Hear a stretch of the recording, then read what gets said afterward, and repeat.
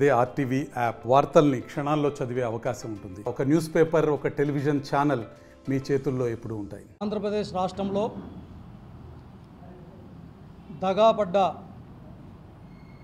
విద్యార్థులు మరియు నిరుద్యోగుల పక్షాన కూటమి సర్కారు పైన నిరసన గళం వినిపించడానికి ఈ నెల 12వ తారీఖున వైఎస్ఆర్ కాంగ్రెస్ పార్టీ అధ్యక్షులు జగన్మోహన్ రెడ్డి గారి నాయకత్వంలో రాష్ట్ర వ్యాప్తంగా అన్ని జిల్లాల కలెక్టరేట్ల ఎదురుగా నిరసన ర్యాలీలు చేపట్టడం జరుగుతుంది. ఇచ్చినటువంటి హామీలను అన్నింటిని పక్కన పెట్టి చంద్రబాబు నాయుడు గారేమో టీడీపీ రాజ్యాంగం అంటారు, లోకేష్ గారేమో రెడ్ బుక్ రాజ్యాంగం అంటారు, పవన్ కళ్యాణ్ గారేమో సనాతన ధర్మం అంటూ కాలయాపన చేసేటటువంటి పరిస్థితులు చూస్తూ ఉన్నాం. ఈ సందర్భంగా చంద్రబాబు నాయుడు గారికి ఒక్కటే చెప్తా ఉన్నాం, అయ్యా చంద్రబాబు నాయుడు గారు, హామీలను నెరవేర్చడం అంటే అధికారం ఉంది కదా అనేసి తప్పుడు కేసులు పెట్టి అరెస్ట్ చేసినటువంటి ఈజీ కాదు, అంత సులభం కాదు. హామీలను నెరవేర్చాలంటే ప్రజల పట్ల ఒక నిబద్ధత, ఒక విశ్వసనీయత, ఒక నిజాయితీ చేయాలనేటటువంటి తపన, ప్రజలకు అండగా ఉండాలనేటువంటి తపన జగన్మోహన్ రెడ్డి గారి మాదిరిగా ఉండాలనేసి ఈ సందర్భంగా తెలియజేస్తూ, ఇప్పటికైనా మానసిక వేదనకు గురి అవుతున్నటువంటి విద్యార్థుల పట్ల, నిరుద్యోగుల పట్ల మీ యొక్క వైఖరిని మార్చుకోండి. వేలాది మంది విద్యార్థులు ఆత్మహత్యలు చేసుకునేటటువంటి పరిస్థితులు వస్తూ ఉన్నాయి. కాబట్టి ఇప్పటికైనా దయచేసి విద్యార్థి లోకానికి, నిరుద్యోగ లోకానికి అండగా ఉండాల్సిందిగా ఈ సందర్భంగా కూటమి ప్రభుత్వాన్ని డిమాండ్ చేస్తూ,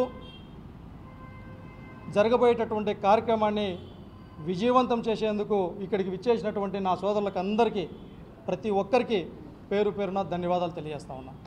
తీరా ఇప్పుడు దాదాపు 9 నెలలుగా వస్తున్నప్పటికీ కనీసం డిఎస్సి పైన ఇప్పటికీ సరైన స్పష్టత లేకోకుండా అదేవిధంగా కొనసాగడానికి తీవ్రంగా వ్యతిరేకిస్తూ ఉన్నాం. ఎందుకు ఈ మాట చెప్తా ఉన్నాం అంటే, డిఎస్సి కోసం దాదాపు ఎక్కడో మారుమూల గ్రామాల నుంచి వచ్చి అనంతపూర్ సిటీలో నిలబడి ట్యూషన్ ఫీజులు, హాస్టల్ ఫీజులు వేలకు వేలు కట్టుకుంటూ ఈరోజు డిఎస్సి అంటారు, మళ్ళీ 2 నెలల తర్వాత పోస్ట్ పోన్ అని చెప్తూ ఉంటారు. ఈ విధంగా చెప్పడం వల్ల పూర్తిగా నిరుద్యోగ యువత చాలా ఇబ్బంది పడే పరిస్థితి వస్తూ ఉంది. మీరు గతంలో చెప్పినట్టు అనేక కార్యక్రమాలు చెప్పారు. నేను అధికారం చేపట్టిన వెంటనే ఖచ్చితంగా యువతను ఆదుకుంటా అని చెప్పారు. ఎక్కడ ఆదుకున్నారయ్యా చంద్రబాబు నాయుడు గారు? ఒక్కసారి ఏమైనా చెప్పగలరా?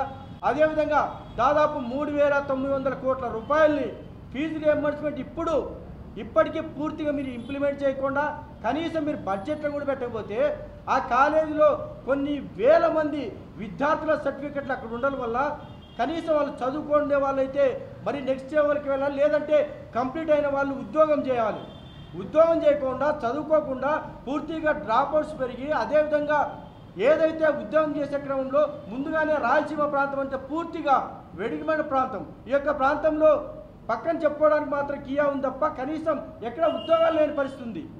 పక్కనున్న కియాలో చాలా మంది చెప్తా ఉన్నారు, అనంతపురం వాసులకి ఏమైందయ్యా, ఖచ్చితంగా అనంతపురంలో కియా ఉందని చెప్పి చెప్పుకోవడానికి మాత్రమే కియా ఉంది తప్ప ఖచ్చితంగా ఆచరణలో లేదు. ఎందుకంటే పక్కన ఎక్కడో ఉన్న తమిళనాడు వాళ్ళు లేకపోతే ఇంకో రాష్ట్రం వాళ్ళు ఇక్కడ ఉన్నారు తప్ప మా జిల్లా వాసులకు మాత్రం ఇప్పటివరకు సరైన న్యాయం జరగలేదు, సరైన పద్ధతిలో లేదు. 3,900 కోట్ల రూపాయలని వెంటనే మంజూరు చేస్తూ, అదేవిధంగా ఏదైతే ఎస్టీలకి పూర్తిగా రక్షణ కవచంలో నిలవాల్సిన ఆ యొక్క చట్టాన్ని కూడా పూర్తిగా ఇంప్లిమెంట్ చేయాల్సిన బాధ్యత ఈ యొక్క సీఎం గారి పైన చెప్పి గుర్తు చేస్తూ